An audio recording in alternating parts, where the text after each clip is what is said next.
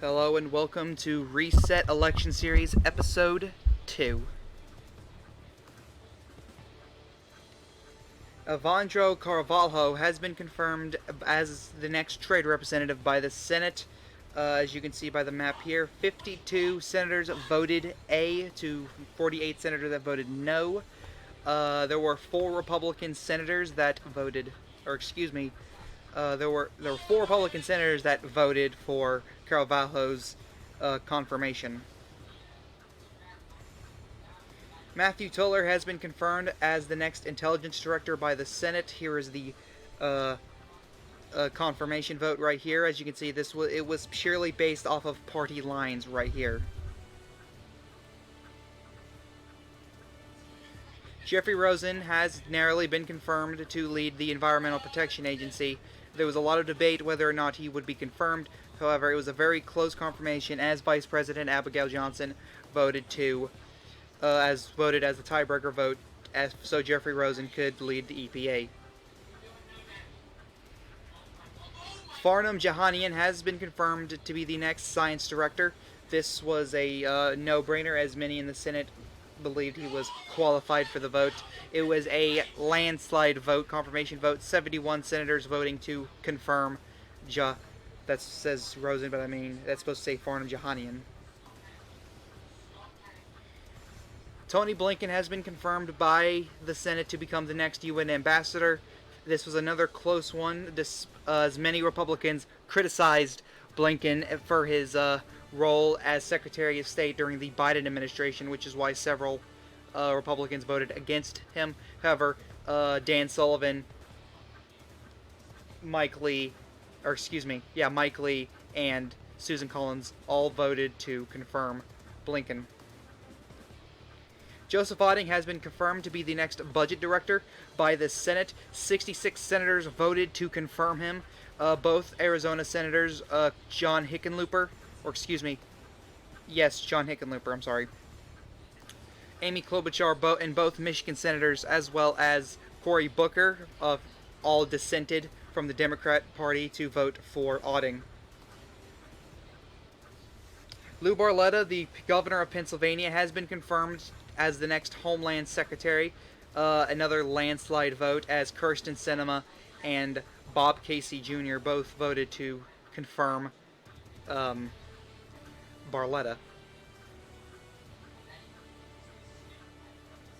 Andrea Thompson has been confirmed by the Senate to become the next Veterans Affairs Secretary. As you can see here, this was a based party line vote, or this was basically a party line vote. I'm not saying this is a based result. That's stupid. That's a stupid saying. Mike Esper, the former Defense Secretary under the Trump administration, has been confirmed by the Senate as to become the next Energy Secretary. Again, this was another party line vote by Republicans and Democrats. This ain't the first time we've seen this happen, and it probably won't be the last time we see it.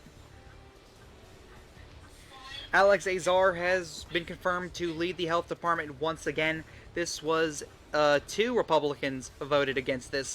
Both Mike Lee and Susan Collins both voted against Alex Azar leading the Health Department once again. Mike Lee was a shock, though, but as many Republicans are now branding him a rhino.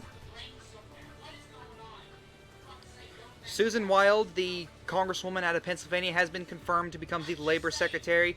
This was definitely not a party line vote, as Todd Young, as well as J.D. Vance,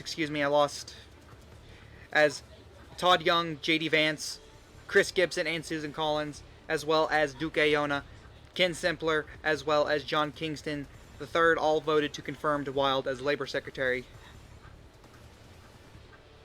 New York Congressman Gregory Meeks has been confirmed as the Commerce Secretary. This was a very narrow vote, as Abigail Johnson had to serve as the tie-breaking vote. Joe Maxwell has been confirmed as the Agriculture Secretary. Here is the vote, a landslide margin, as 78 senators voted to confirm him.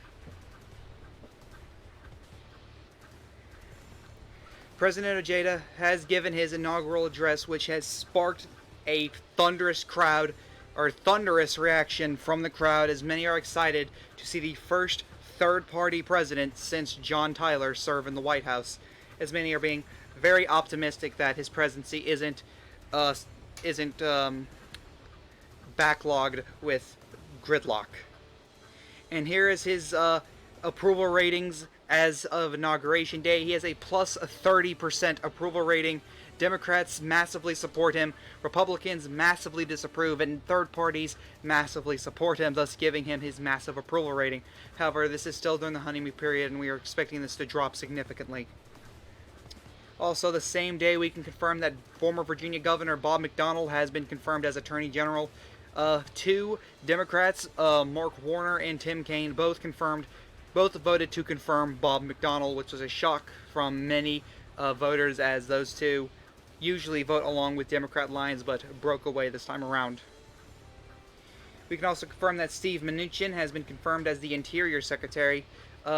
Three Republicans voted against this. Ben Sasse, Bill Cassidy, and Susan Collins all voted against confirming Mnuchin as Interior Secretary.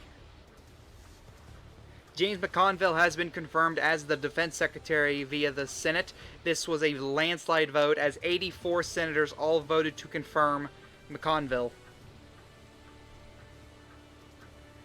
Lee Zeldin, the former New York congressman who failed to unseat Kathy Hochul as New York governor, he has now decided to he's now been confirmed as the Treasury Secretary, with over 60 senators voting to confirm him, with both Arizona senators, as well as, surprisingly, Chuck Schumer, and not so surprisingly, Brad Ellsworth and John Wolf Jr., who are very conservative for the Democrat Party. Jane Hartley has been confirmed as Secretary of State, as a handful of Republicans voted to confirm her. Aubrey Dunn Jr., Dan Sullivan, Cindy Hyde-Smith, Bill Hagerty, and Todd Young, Chris Gibson, and Susan Collins, John Kingston III, Robert Naudolillo, Gretchen Carlson, Chris Christie, as well as Ken Simpler, took me a second there, all voted to confirm Hartley to a near supermajority passing vote. Former New York Governor Greg Pataki has been confirmed to become the next Chief Justice of the Supreme Court, as of course John Roberts left his Senate seat to run as the vice presidential nominee for Jamie McCourt in the 2024 election. However, McCourt was unsuccessful, as Ojeda is now the president, and he pledged during the campaign that he'd appoint a conservative to replace John Roberts. However, many Republicans are very upset, as he nominated George Pataki, who is considered a very Rockefeller-esque Republican, to lead the Supreme Court as the next Chief Justice. Here is President Ojeda's approval rating at the beginning of February. His support has dropped a little bit, as he now has a plus 29% approval amongst the people in the United States.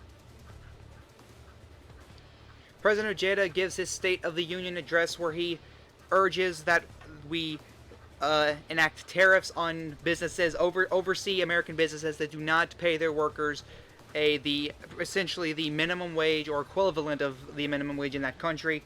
So, there you go. He stressed that many workers are being paid below minimum wage, little hours overseas, and he wants to change that. He also urged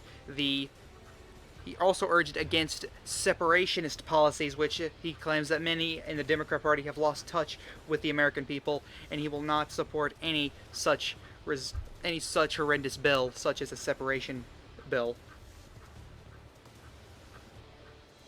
George Pataki has been confirmed by the Senate to become the next Supreme Court Chief Justice, as 63 senators have voted to confirm him. Many Democrats were actually very happy that Ojeda nominated Pataki, as he was a very moderate choice for the position. As Democrats such as Kirsten Sinema, John Hickenlooper, Mark Kelly, Amy Klobuchar, Brad Ellsworth, Chuck Schumer even voted for him, which is another shocker, as well as John Wolf Jr., multiple Democrats voting for him, which, if we still had the two-thirds threshold, he would have passed that easily with 63 votes. At the beginning of March, we now have President Ojeda's approval rating as Republicans skyrocketed their support for him, which has boosted his approval rating up to 39% approval, which is tremendous for him, and maybe in his potential hopes to run for potentially a second term in 2028. Justice Stephen Breyer has passed away at age 87. This is a sad news for all Americans, as Stephen Breyer has sadly passed away this morning, March 13th, 2025, at around 9 p.m. or 9 a.m. Ojeda has stated that he will not immediately announce a nominee. However, he will start looking for one and announce one whenever he feels he is choosing the correct person. Just a few short days later, Democrats will not be happy with this news. South Carolina Governor Henry McMaster has been named to replace Breyer on the Supreme Court, which replaces a liberal with a conservative on the court, which boosts up from a 6-3 to a 7-2 court, which will not be popular with some liberals with the Democrats in the Senate. Here is Ojeda's approval from the beginning of April. Republicans are now starting to support Ojeda more, while Democrat support is starting to wane a little bit, as this bumps his approval down to only 33% approval. Henry McMaster has been confirmed by the Senate to be the next Supreme Court Justice, and he does not hit the 60-vote threshold. However, he has 58 votes going towards him, as both Brad Ellsworth and John Wolfe Jr. dissented from the Democrats to vote for him.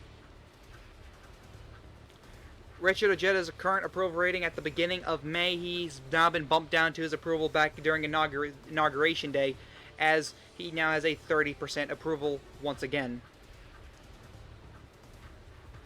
We now have some more sad news, which I guess is good news for Ojeda and his legacy, as he gets to appoint another Supreme Court Chief Justice. But Justice Clarence Thomas has passed away at age 77 on May 3rd, 2025. This is horrible news for the country, as we have lost another Supreme Court Justice. And President Ojeda has announced that he will nominate former Massachusetts State Congressman Jeff Deal to replace Clarence Thomas on the Supreme Court. This is another conservative, and Democrats are not happy with Ojeda right now.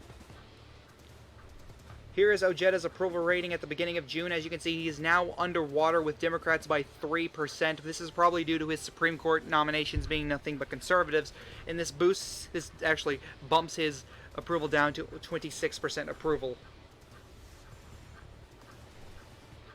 Tony Blinken, this is shock news, as he is now resigned suddenly from the UN post. We don't know, however, there are, hearing from the grapevine, it is being rumored that he is considering a potential presidential run against President Ojeda, as him and Ojeda have had multiple disagreements in the White House. They have not gone physical, however, some people said it almost got physical, as Ojeda got in Blinken's face multiple times. And Ojeda has quickly named the current governor of Vermont, Phil Scott, to be the next UN ambassador, which many Democrats are thrilled with. Republicans, not so much, but at least he's a Republican in name only, I guess. Jeff Deal has been confirmed by the Senate to become the next Supreme Court Justice, as he has 57 senators voting for him. Kirsten Sinema dissented with the Democrats and voted for Deal, which gives her massive backlash from the party. Terrible news, as Samuel Alito, Supreme Court Justice, has passed away at the age of 75. This is not good news. We've lost 3 Supreme Court Justices this year. We hope, we wish well for their families in this tough time.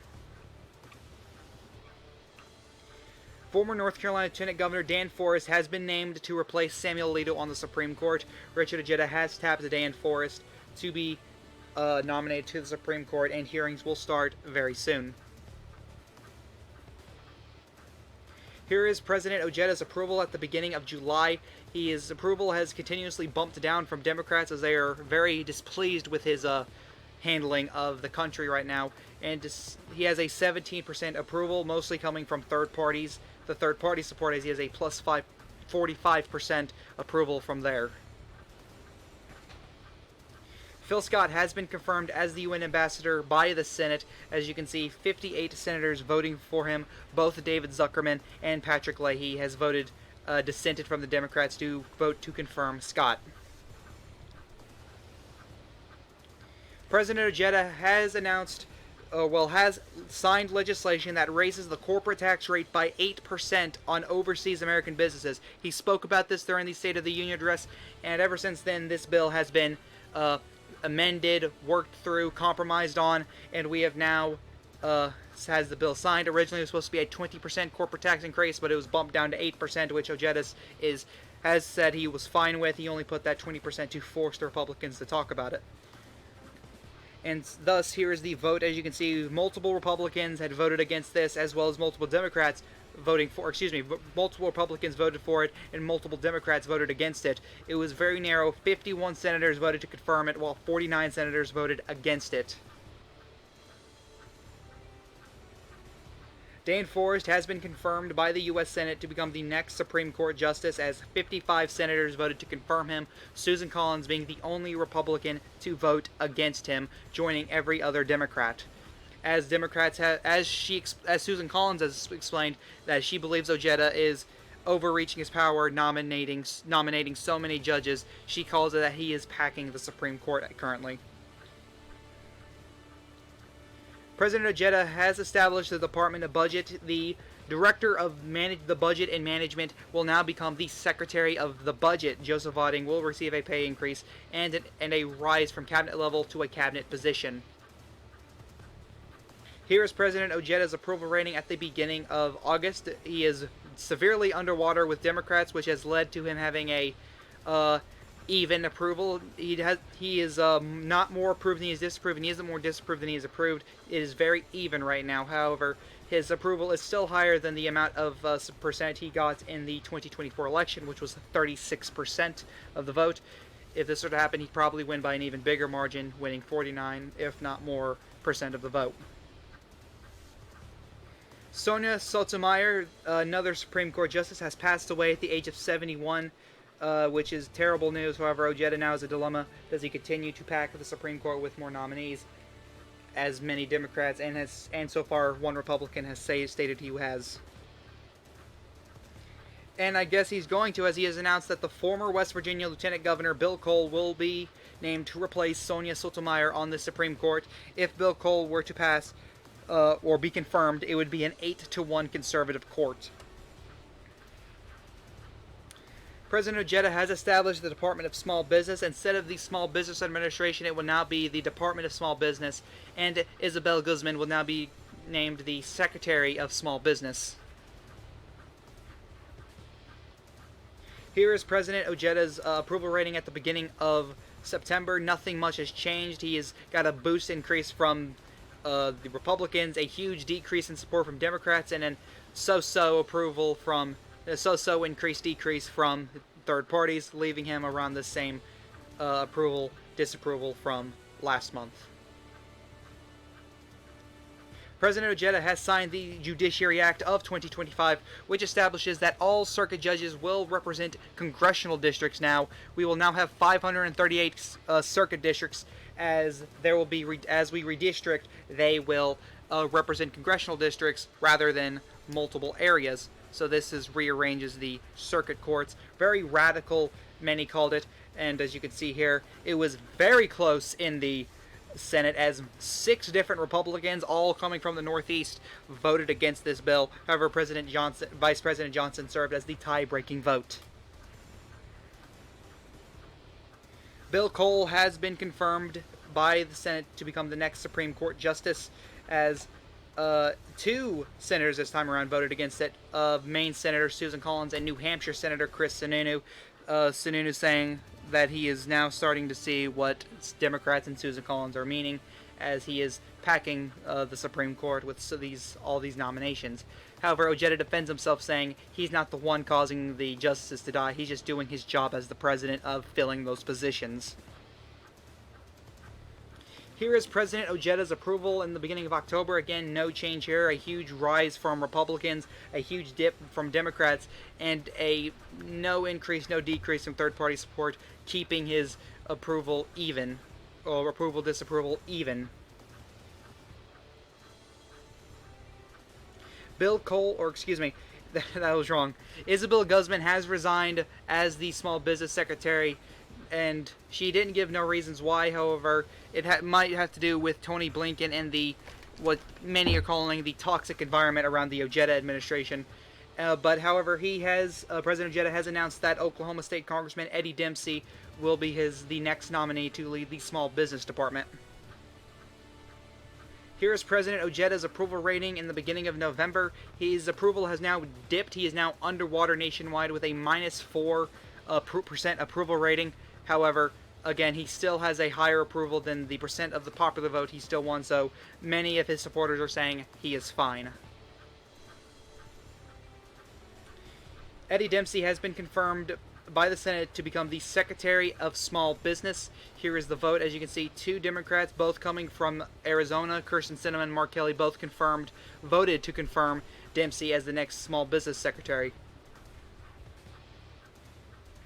It is now Election Day and it is now 7 p.m. We have our poll closings out of the state of Virginia. As we can see here, it is currently too close to call as former state delegate Jennifer Foy is leading the pack with the incumbent treasurer Manhu Ganariwala Manhu, and Republican State Senator Amanda Chase. This is polling has been very consistent right now that Foy and Manhu are both neck and neck, with the current polling average being Manhu plus 1.2. So we'll just have to see where that goes. It is now 7:30 and it is now time for updates. As we can see here, Manhu Ganariwala has now taken over the lead currently. Amanda Chase being far behind the top 2 candidates. Chase's campaign kind of taking a nosedive once Ganariwala's campaign started getting a huge fundraising boost from President Ojeda's endorsement. It's now 8 p.m. We now have poll closings out of the state of New Jersey, as the current New Jersey governor race is currently too close to call. Phil Murphy was term limited, but as you can see, State Senator Jamel Hawley has taken on the New Jersey Republican Party Chairman Doug Steinhardt.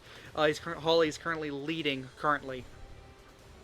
And we now make a historic projection out of the Virginia governor race. For the first time in probably, I think, 100 years, Manhu Ganariwala has become the first independent governor of Virginia for a very long time. I don't think we even have it on record right now. It's been so long.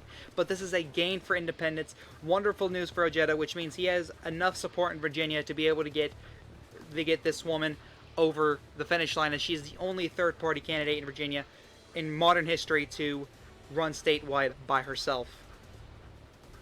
It is now 9 p.m. We have poll closings out of New York, but this is for New York City, as the New York City mayoral race is kicking off, as Mayor Eric Adams, who has been bashed by President Ojeda as being a dino, a Democrat in name only, an establishment shill, doesn't care about the people, and continuing these pointless vaccine mandates without a medical or religious exemption, which has hurt his campaign. However, he did not endorse Mateo, as Ojeda says, he is just as bad as Adams. So we are expecting very low turnout here in New York City. However, Eric Adams is currently leading Fernando Mateo by 2 percentage points right now. And we have updates out of the New Jersey governor race. This is a dead heat between the 2 candidates. Hawley just narrowly leading by around 20,000 votes. This is a very, very close election here in New Jersey. It's now 9:30 p.m. We now have updates out of the New Jersey governor race as well as the New York City mayoral race, as we can now make a huge projection that Doug Steinhardt will be the projected winner in New Jersey. The incumbent Senator Chris Christie had offered to campaign with Steinhardt. However, Steinhardt said no. He did not want anything to do with Chris Christie. He campaigned as a unabashedly moderate populist Republican in the state of New Jersey, and he is being rewarded by the voters, winning his first term as the governor of New Jersey and flipping this seat from blue to red. However, the New York City mayoral race is currently too close to call. Fernando Mateo currently have a 2-point lead over Eric Adams. This is huge news, as he would be the first Republican since, well, technically Michael Bloomberg, but he changed to an independent, the first full Republican since Rudy Giuliani to win the mayoral election here in New York City. It is now 10 p.m. We now have updates out of the New York City mayoral race. A huge projection right now. Fernando Mateo is the projected winner to win in New York City's mayoral race. This is a flip from Democrat to Republican. Mateo will serve for the next 4 years as New York's mayor. Here's President Ojeda's approval rating at the beginning of December. Ojeda's approval rating is now minus 8%, as he's taken a huge dip from Democrats, mostly due to his opposition to Eric Adams and Jennifer Foy in Virginia and New York City. This gives him a minus 8 disapproval, just dropping his numbers continuously. Thank you guys so much for watching. I hope you enjoyed this video. This is the Chaotic One saying peace.